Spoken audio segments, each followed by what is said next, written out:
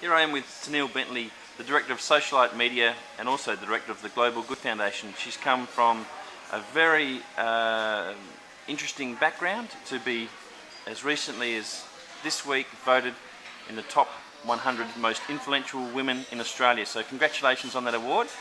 And everyone reading and watching this video today would love to know how you've got to that point in just 3 short years. So please tell us a little bit more about your background, when you came to those moments of truth, how you chose the right choice and broke through and took your business and your life to a new level. Thank you, Tennealle. Thank you. Look, I would say that it was in those 3 short years to achieve those milestones was actually probably a collection of about 12 years of making a lot of mistakes and travelling through different journeys of understanding what's right and what's not right.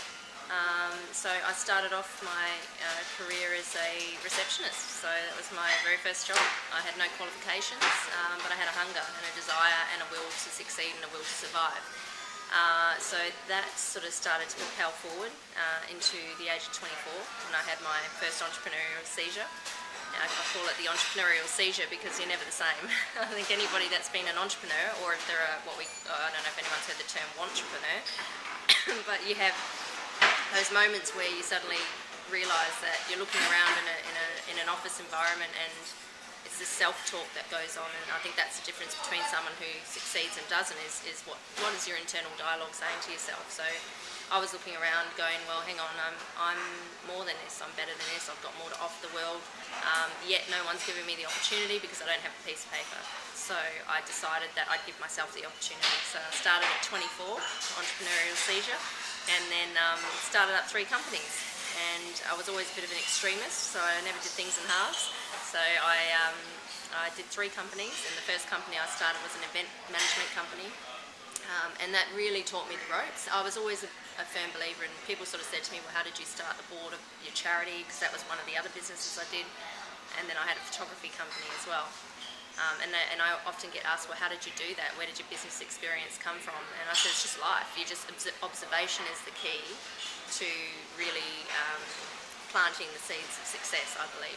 So I spent a lot of time observing successful people and watching their body language and watching how they worked and listening to the way they talked and their language. And all I did was apply it, and then it was just have the idea and just do it. And it was kind of like I didn't really know what I was doing. So what idea did you have? Well, the first idea was the corporate events management company. The main idea, which is what I'm still working on, which has grown from strength to strength, is the Global Good Foundation. Now, that was an element of what I would see to be my business expertise or my business knowledge, combined with the humanitarian side of things, working with children who are affected by domestic violence, and looking at changing the rehabilitation cycle of kids affected. And since then we've been able to reach over 50,000 children in 4 or 5 different countries as a result of one little idea, and that idea came to me in the shower, which is quite bizarre. But so the concept of ideas, I believe, are fully formed before. I'm just getting a coffee. So I think the ideas are already fully formed. It's just a question of whether or not you're ready to take it on. So I had the idea, and I just went and did it. I wrote it on a piece of paper. I went and told everyone I knew, and I said, this is what I meant to do, this is what I meant to do. And you get the comforting smiles, like, oh, that's nice, Tennealle, yeah, okay, great. And I'm like, you don't understand. This is what I meant to do. And the only thing that proves it is when you do it. I'm not big on the whole talk. I think you just do it, and you do the hard work, and then it pays off. So. But then there was the lesson later in the entrepreneur years is about working hard versus working smart. So as I built up a company which was probably around about the $2.5 million mark at that stage, which was sort of and that's Socialite Media, isn't it? Yeah, that's Socialite Media. So I built that company up from a very with nothing really, and that came from the concept of I'd spent probably about a year working on my charitable organisation full time. And I ran out of money. So I'm sitting in a cafe, I've got no money to buy shampoo, and I thought, bugger, I'm going to have to call my parents and ask to borrow some money for groceries. It was that bad. And then I thought, okay, collect yourself, what have you done? I've got to make some money, I'm not employable. As soon as you become an entrepreneur, you lose the sense of being just because your vision is you've no longer got the blinkers on.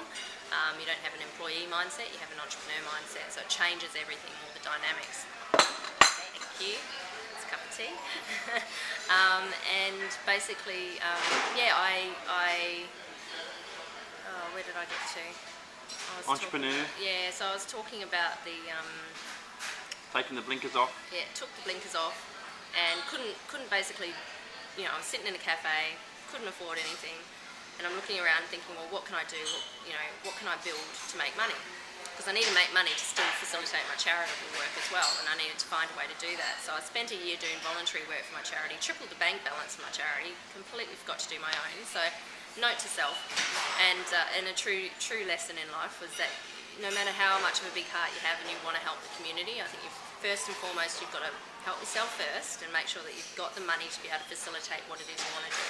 Biggest lesson that I ever learned was that, as much as I still struggle with that, because I still think, well, sometimes I want to do more than what I'm doing, but if I do that, then it's cutting into me actually still being able to make a living.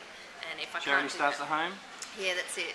I mean, you think of when you're on an aeroplane, they tell you to put the oxygen mask on. It's like you've got to put yours on first before you help anyone else. It's the same philosophy with everything, in business as well. And so anyway, so I'm sitting in this cafe and trying to think about what can I do? What can I